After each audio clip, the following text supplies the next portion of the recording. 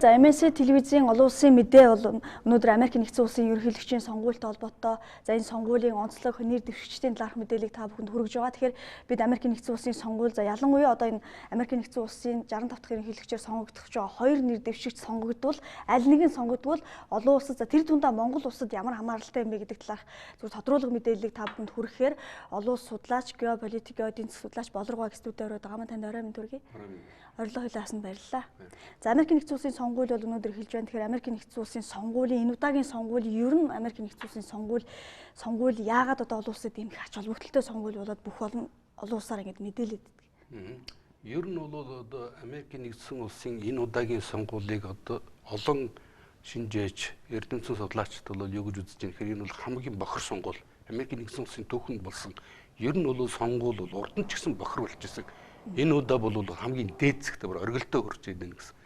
Ийм бол асуудлыг ярьж байгаа. Энэ юу гэсэн үг вэ гэхдээ зэрэг чинь нэг талаасаа бол Америкийн сонгогчдод одоо үндсэндээ бол хоёр яг хэсэгт хуваагдчихад одоо нэг хэсэг нь бол Хиллари Клинтон нөгөөх нь Дональд Трампыг дэмжигчд болж хуваагдчихж байгаа. Гэвч дэлхийн одоо бусад улс орнуудад амьдрал сууж байгаа одоо дэлхийн хүн төрөлхтний үүднээс ингээд бас аваад үзэх чинь тэр нь бол Америкийн нэгдсэн улсын гадаад бодлого өөрчлөгдөөсэй. Америкийн нэгдсэн улс бол одоо дэлхийн олон орнуудад ингэж одоо явуулдаг энэ төрөмгийн ажиллагаагаас зогсоогоос ийм үзэл бодлын үүднээс энэ сонирхлыг маш их ач холбогдол өгч ажиглаж байгаа шүү дээ. Тэгэхээр Америкийн нэгдсэн улсын сонгуулийг яг таны хэлдгээр ингэж харж байгаа нэг хэсэг байна те. Америкийн нэгдсэн улсыг одоо өөрчлөөсөө Америкийн нэгдсэн улсын бодлогоо өөрчлөөсөө гэж бодож байгаа. Нөгөөс нь л Америкийн нэгдсэн улсын болдог энэ сонгуул бол ерөөсөө ардчлалын ганцтай ардчлалаа бид нар ашиглаж байгаа нэг хэлбэр юмаа гэдэг ингэ яриад байгаа байхгүй. Энэ Америкийн нэгдсэн улсын ардчлалын систем. Би энэ дээр нэг зүйлийг бүр хариуцлагатай. Америкийн нэгдсэн улсууд урд нь ч гэсэн ардчил гэж юм байгаагүй. Энэ ардчил гэдэг бол зөвхөн Америкийн нэгдсэн улсын ард түмнүүдийг одоо хүлцөнгөө барьж их нэг арга хэсэг. Хоёрдугаарт ерөөсөө дэлхийн бол бусад улс орн руу явуулдаг энэ төрөмгийн бодлогын нэг зэвсэг байхгүй энэ бол ардчил гэдэг. Ардчил бол ард түмний засаглал гэсэн утгаар ойлгодог. Тэр бол огттой юм биш.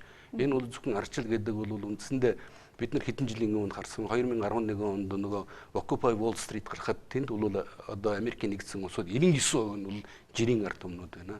Нэг хувь бол establishment гэж байгаа. Дээд хүрээнийхээ энэ одоо эсрэг бол бид нар ингэж тэмцэж байна гэсэн. Энэ бодлого бол ингээд цааталт одоо юу гэдэг нь далд хэлбэрт орж явсаар байж байгаа саяны одоо ерөнхийлөгчийн сонгуультай холбогдоод дахиад ингээд хурц хэлбэрт орчоод явж байгааг бид нар ажиглан харж байна л да. Тэгэхээр Америкийн нэгдсэн улсын ерөнхийлөгчийн сонгуул энэ удаагийн сонгуул маш хариуцлагатай сонгуулаа гэдэг ингээд яриад байгаа. Ямар хариуцлагатай сонгуул гэдэг яриад тахаар хоёр нэр дэвшигч нь хоёулаа олон улсын ч байр сууриас тэр ер нь Америкийн иргэдийн хувьд ч тэр нэг нөгөөглөхэд бол сонголтгүй хоёр нэр дэвшигч үлдчихлээ гэж яриад байгаа байхгүй. Тий бас нэг юм үг байдаг шүү дээ. Ер нь бол одоо сайн муу хоёрын одоо дундаас сайныг сонгох нь энэ бол нэг тийм ухаантай хүний шинж биш. Харин хоёр муугийн дундаас арай гайгүй муудад чинь муугийн сонгох харин энэ бол ухаалаг хүний алхам гэсэн нэг юм үг байдаг шүү дээ. Яг тэр алхмаар бол Америкийн нэгдсэн улсын одоо гадаад мөн дотоод бодлогон дээр бол үнэхээр урд нь энэ одоо дээд хүрээнийхний одоо establishment гэж ярьдаг. Энэ эднэрийн бол явуулж ирсэн олон 10 жил явуулж ирсэн энэ бодлого солигдоосоо Америкийн нэгдсэн улс зөвхөн бол дэлхийн сүүлийн 50 жил бол 80 улсын одоо засгийн газруудыг түлхэн унгасан байна шүү дээ. Энэ бодлогоо бол болиосоо ер нь бол одоо энэ дэлхийн ард түмнүүдийг мөн энэ эдийн засгийн гүн гүнзгий хямралд оруулчаад байгаа. Энэ бол бодлогоосоо одоо бодлогоо эргэж хараасаа гэсэн ийм одоо тий бодол бол зөвхөн Америкчуудад өдөө биш. Ер нь дэлхийн бүх хүн үнэлэхүй болгоход нь бол ийм хүсэл мөрөөдөл, ийм бол хүсэл эрмэлзэл байгаа учраас л энэ асуудал бол одоо ингэж хурцаар босч ирээд байгаа шүү дээ. Тэр хоёр нэр дэвшигчийн нэг бол Хиллари Клинтон. Тэр Хиллари Клинтон бол өмнө нь төрийн албанд харчсан. Тэр дундаа төрийн дээд албан тушаал, төрийн нарийн бичгийн дарга албан тушаал харчсан. Тэгэхээр зарим одоо хэвлүүдээр ингэж ütдэг.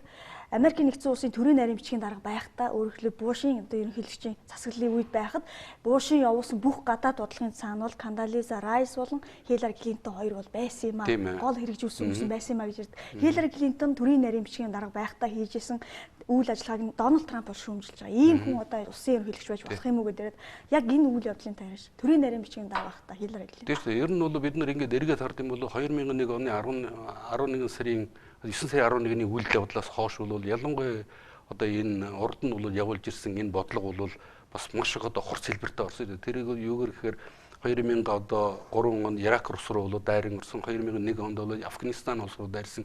Ер нь бол 2011 онд бол тэдний одоо тэр армийн бол дэд командын хүмүүсийн хэлсэн үг байдаг шүү дээ. Энэ бол бид нар ойрын 7 жил бол энэ ойролт орнуудын 7 улсыг бол ардчлна гэж ярьж байгаа. Ардчлна гэдэг чинь бол бид нар зөвхөн өөрийнхнийхөө дунд бол ярьдаг ийм одоо ийм нууц үгээр яриад байгаа болохоос үндсэндээ эзлэн төрмөглөн гэдгийг бид нар ардчил гэж бол яриад байгаа юм л да.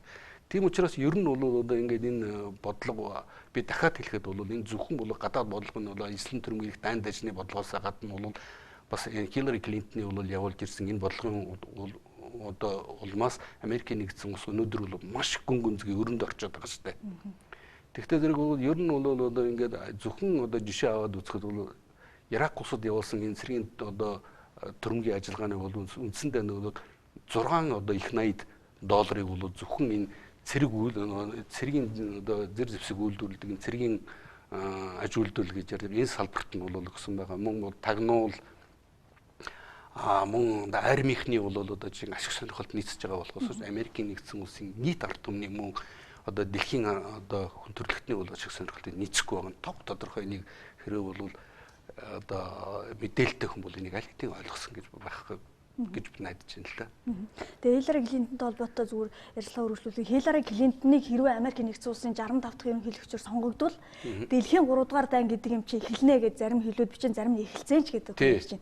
Энэ талаар ер нь бол дэлхийн 3 дугаар дайн бол одоо миний хувьд бол үндсэндээ эхэлчээд явж байгаа. Ер нь тэдийг ч гэсэн Америкийн нэгдсэн улсын одоо өндөр дээд албан тушаалтангуйч өөрсөн зөвшөөрч байгаа. Энэ бол одоо энэ гибрид маягаар бол хуучин бол дайн хийдэг гэсэн энэ уламжилт аргаар бол фронтууд нэгээд ингээд бол хоёр тал бол зэвсгээр бол ингэж байлдахаас энийг бол дайныг өөр хэлбэрээр явуулдаг гэсэн. Энэ бол зөвхөн бол хүмүүсийн нөгөө бодол санааг нь бол одоо бодол санаагаар нь дамжуулж тэр улсуудын тэр улс орныг эзлэн авах одоо мэдээллийн дан гэж мэдээ сэтгэл зүйн дан гэж явуулдаг. Хоёрдугаар бол тэр улсуудын одоо явж байгаа эдийн засгийн эсрэг бол маш хүчтэй одоо дайны янз бүрийн хэлбэрүүдээр явуулж байна. Саяхан бол одоо Европын холбоонд Атлантын бол хөрөнгө оруулалтын энэ гэрээг бол тулах гэдэг бол Европын холбоо бол хүлээн авсангүй.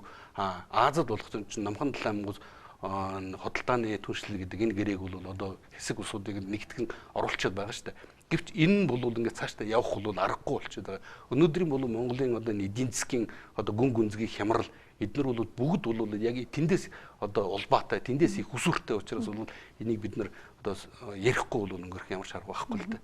Та сая Монгол улс руу холбоод ирлээ. Тэгэхээр хаа байсан одоо төв алгасан Америкийн сонгуул баг Монголд ямар хамаатай юм бэ гэж үзэх нэг хэсэг байна. Нөгөө хэсэг нь бол Хиллари Клинтон чинь төрийн нарийн багта Монголд айлчилсан юм а. Бүр тодорхой зорилготой айлчилсан хүн юм а. Гэт ингээ яриад түүний айлчлалын Монголд хийсэн зорилго нь юу байсан? Ер нь Америкийн нэгдсэн улсын гадаад бодлогын хаана Монгол улс явдаг? Ер нь бол Монгол улс одоо юу гэдэг Америктэй бол ямар нэгэн байдлаар түншлэх мөн болоод тэгш харьцах бол ямарч бололцоогүй. Ягаад гэдэг бол энэ мэдээж Америкийн бол дэлхийд дахин дэзэлж байгаа энэ байр суурь, улс төр эдийн засгийн бол жим байна. Монгол улстай хаана байгаа вэ? Энэ хоёр үндсэндээ бол бид нэр зүгээр ингээд харахтаа бол тэр эрхтэгч ер нь зарим нэгэн манай одоо эрх баригчид бол 3 дахь хөршинтэр гэж энэ бол үнэхээр энэ дэмтэй өөрийгөө хуурж байгаа л асуудал байхгүй. Монгол улсыг бол 1992 оноос хойш бол олон улсын валютын сан гэдгээр бол дамжуулаад доллартай бол Монгол төгрөгийг маш хүчтэй үйдсэн байгаа шүү дээ. Тийм учраас зөвхөн бол бид нар доллар олж л гэж бол Монгол улсын эдийн засгт бол төгрөг гэдэг бол энэ төгрөгийн эмээс орж ирдэг энэ нэг одоо маш чухал юм хүчин зүйл гэж байгаа. Энийг ердөөсөн манай хэвлэл мэдээлэл хэрэгсээр ярихгүй.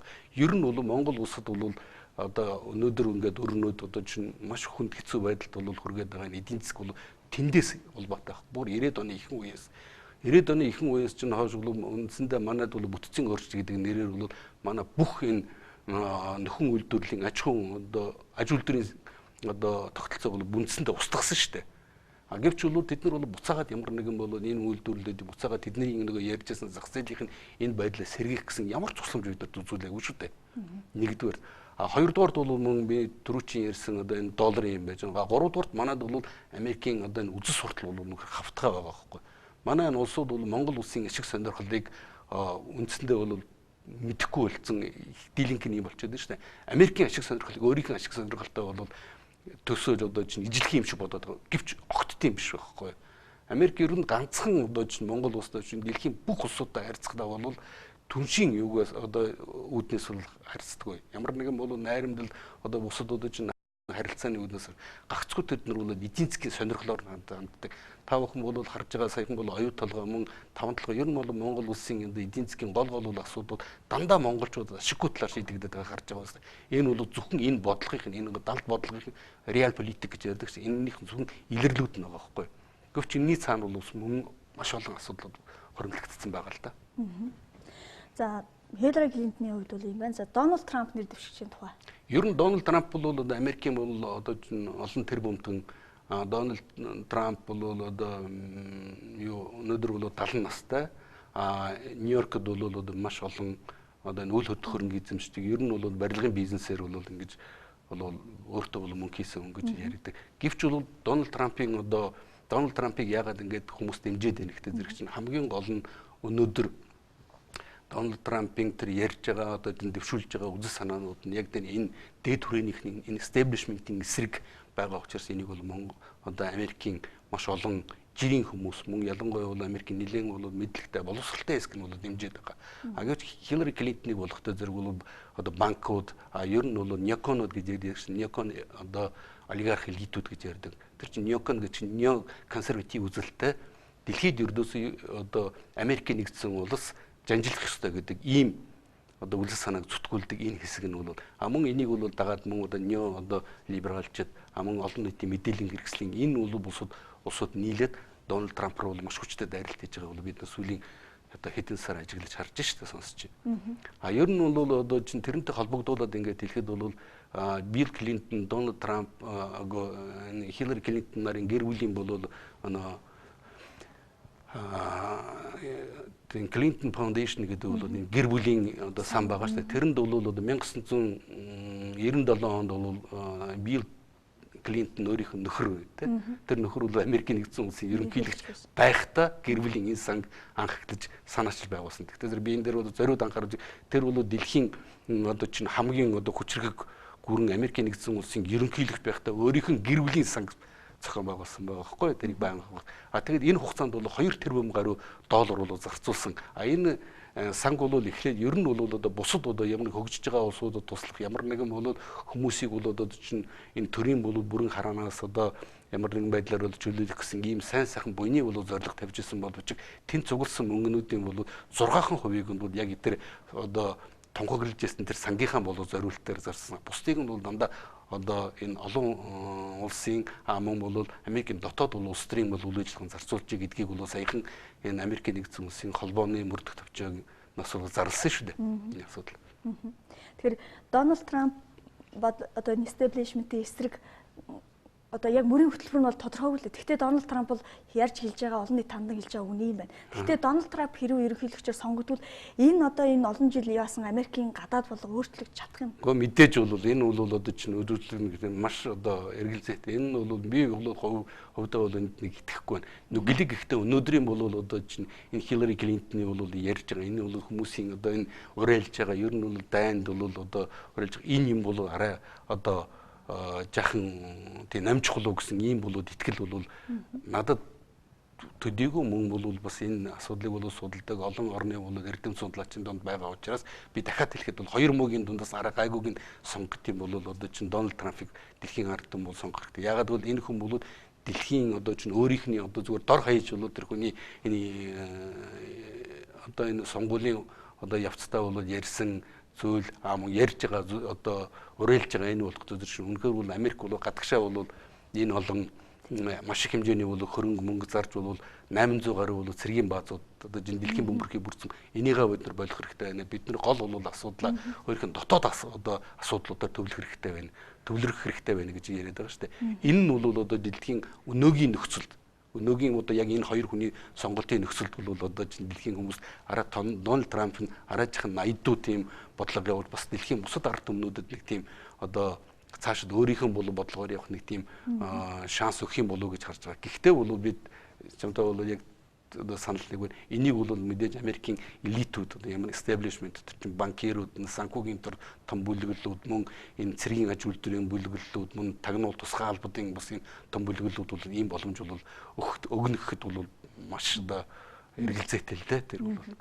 Тэгэхээр хоёр нэр дэвшигчийн тухайд одоо янз бүрийн хэвлэл мэдээллийн хэрэгслүүд бол хоёр нэр дэвшигч хуваагдсан байна л да. Ер нь Хиллари Клинтоныг дэмжиж байгаа том хэвлэлүүд бол дэмжиж байгаа шүү дээ. Ер нь бол альва мэдээлэл нь бол далдлаг нууд эсвэл айтаах нар тайлбарлагддаг шүү дээ. Ийм байдлаар болж байгаа энэ бол нууц биш.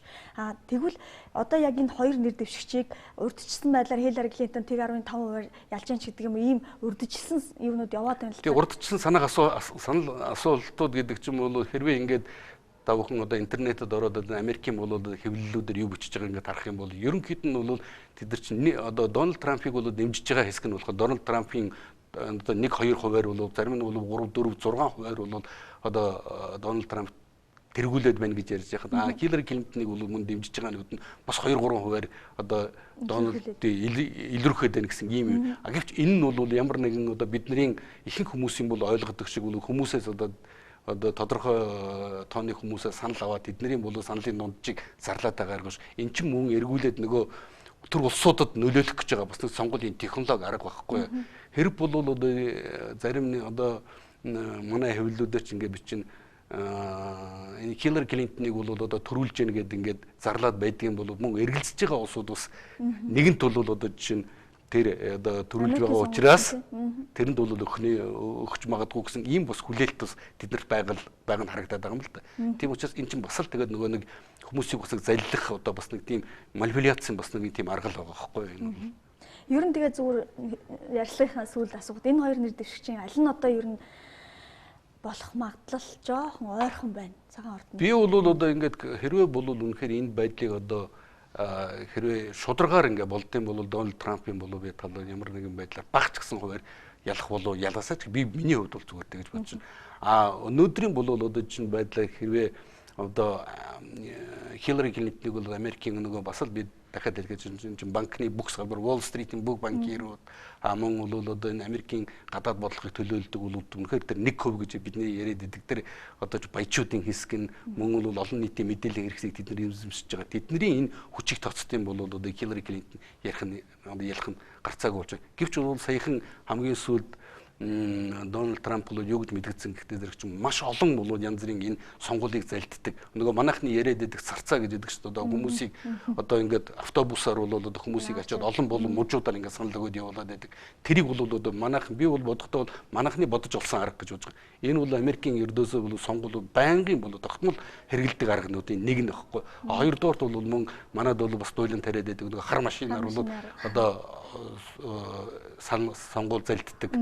Мөн бол Дональд Трамп саяхан бас мэдгдсэн чинь 1.8 сая бол одоо чинь айл хэдийн 40 хэдэн он, 50 хэдэн он, 60 хэдэн он нас орсон улсууд бол тэрнээс хойш сонгуул өгөл яваад байгаа байхгүй юу. Тийм учраас бол ялангуяа энэ одоо энэ хоёр нэр дэвшигч бол ийм ойрхон бол одоо хуваар бол ингэж өсөлдөж байгаа нөхцөл бол тэд нар үндсэндээ сонгуулийн одоо эцсийн хувь зээг бол шийдэх магадлал бас өндөр байгаа гэж харж байна л да. За танд баярлалаа. Америкийн нэгдсэн улсын ерөнхийлөгчийн сонгуулийн талаар тэгээд ер нь бидний сонирхсан асуулт хариулсан танд их баярлалаа. Баярлалаа.